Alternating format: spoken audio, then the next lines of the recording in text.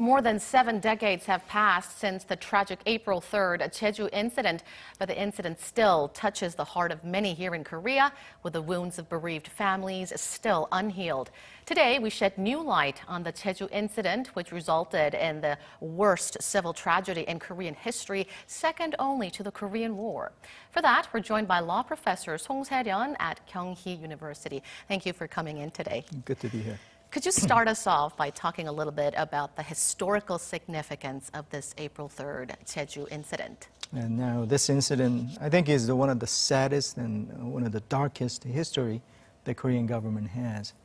And there, about 30,000, official count is about 15,000, but reportedly it's about 30,000 people were massacred in one of the most extreme form of a McCarthyism campaign during the very uncertain time in Korean history. It happened in the late 40s and 50s, and it was chaotic times because this isolated island of Jeju, people were fighting against or suffering from the remnants of the Japanese rule, and also the new scare of the communist threats, and also confusion between what should happen and who should rule and govern the city. I think in that, what came out is a very small incident that just sparked the fire on this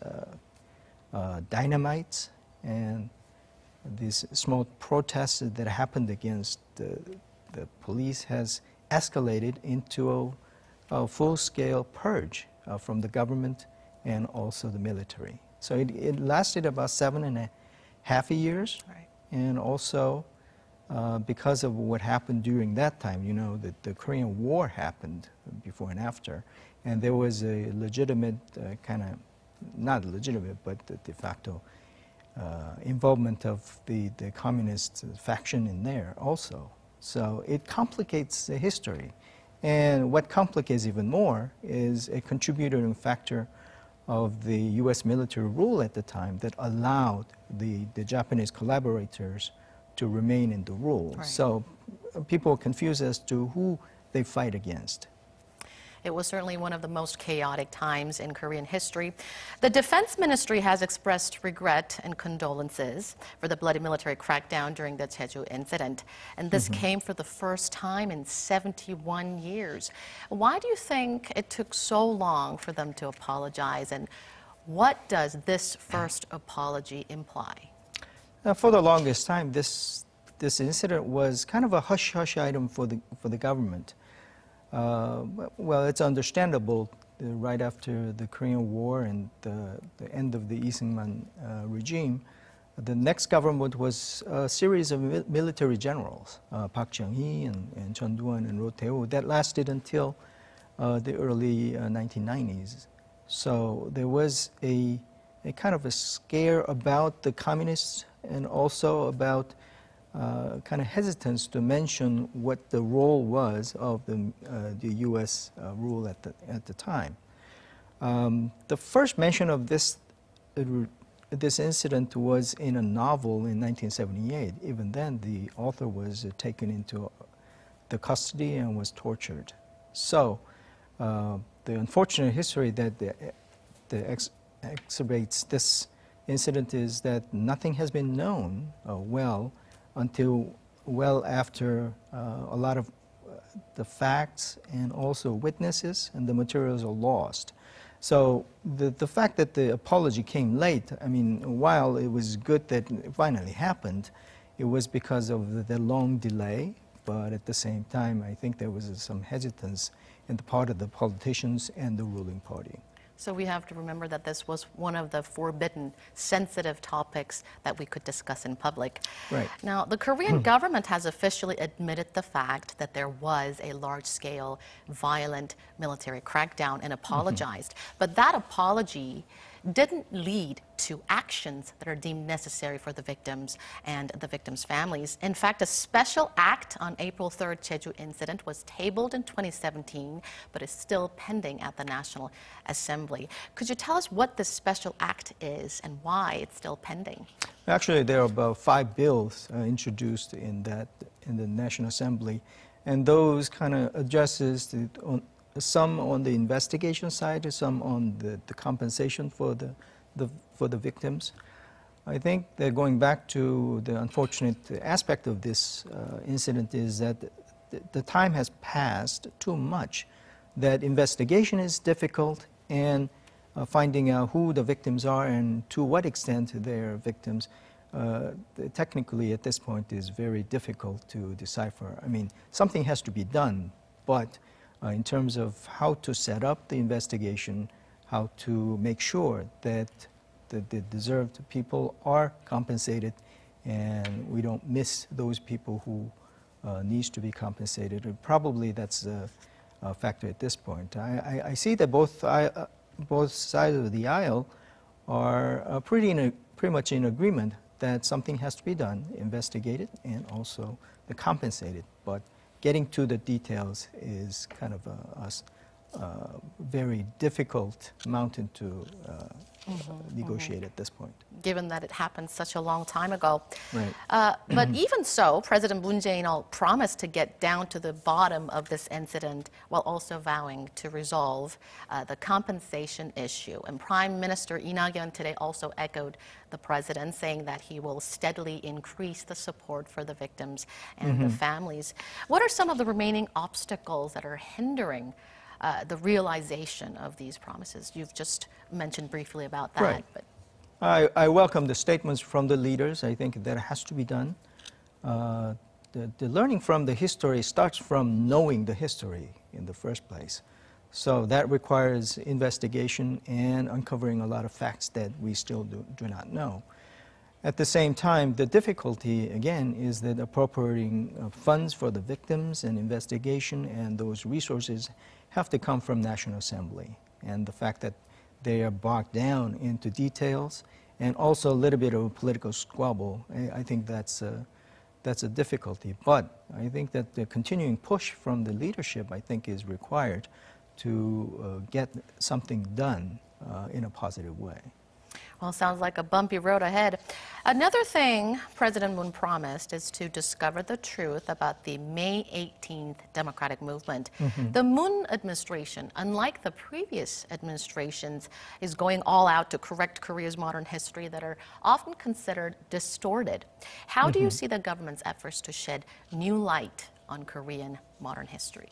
I think on one hand, I think you should welcome that the lost history should be uncovered and remembered. But at the same time, I would make a distinction between the 518 incident to the 4-3 Jeju Island, because 5318 Gwangju incident was more recent and actually been investigated several times. And there were legislations for compensation as well.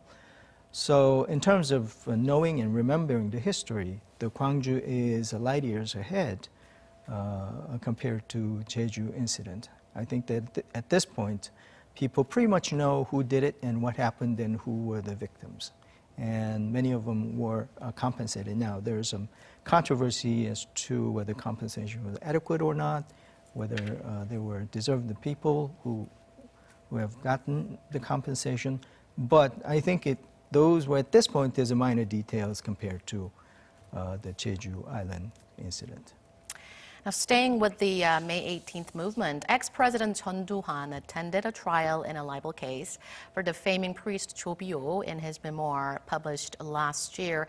The next hearing is set for next Monday. What are some of the remaining issues regarding this case? Now, this case is about the defamation against the deceased person. So at this point, you got to make this distinction between defamation against a live person who is still continuing to suffer, but deceased person does not have that. So the most important factor is the veracity of the statements or facts published. And the core the fact that that was in contention and the reason for the indictment was whether there was a shooting from the helicopter or not. And former President Chun maintained that there was nothing like that. He didn't order anything, and there was no evidence of that. But during the trial and through the investigations aforementioned, there were pretty compelling evidences to show that there was a shooting, and there was evidences that shows that, and also victim as well. So I would think that while I cannot predict the verdict correctly at this point, but I think there is enough evidence to make a determination one way or the other. Now, some lawmakers have made strong or inappropriate, if you will, comments about the May 18th movement, stirring up a lot of controversy in the political arena. To this, some are voicing concerns that legal measures are necessary to prevent such mishaps from occurring again. What's your opinion on that? Well, by saying that, I think what they're saying is that these people who are saying some different opinions about the 518 to Gwangju incident is treasonous. It's usurping the democracy and the system of Korea. I wouldn't go that far. I think anything that sanctifies any historical fact is, you have to be very careful about that. And I think at this point, because of the several investigations and Gwangju incident has been designated as a foundation of our democracy, I think everybody knows that. The fact that there are some people, albeit some of the lawmakers, saying something different would not make it any different. I think, personally, I think that those people who are making the noises, I think they're at best making a political ploy. If so, then they should be judged or determined at the poll. They should be voted out if people think that they are making unnecessary and fake news noise. But it shouldn't be legislated because it has too much of a chilling effect on the freedom of expression. And I think that those political facts and historical facts should be debated and investigated, but not legislated. One last question for you. Some are also voicing concerns that the Moon administration is focusing too much on the past, while many citizens are suffering, going through economic difficulties at present. What's your take on that? It's a matter of priority. I think that I would join those people that you got to take care of what's happening now first, but the historical facts and those have been long neglected, so at some point you got to get to that. So at this point you got to do both better. I think that the economic matters from this regime should be first priority, but at the same time you have enough manpower to take care of both. So I think that this government should not put any eggs in one basket, and if they do so, probably they'll be looked on as a diversion tactic to give the attention away from the economic mishaps they are making.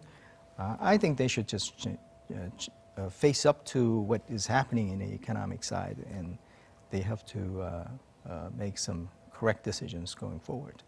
Well, it sounds like a lot of pressure on the Moon administration, from Right. history to North Korea to the economy. Thank you so much for your insights today, Professor Song. Thank you.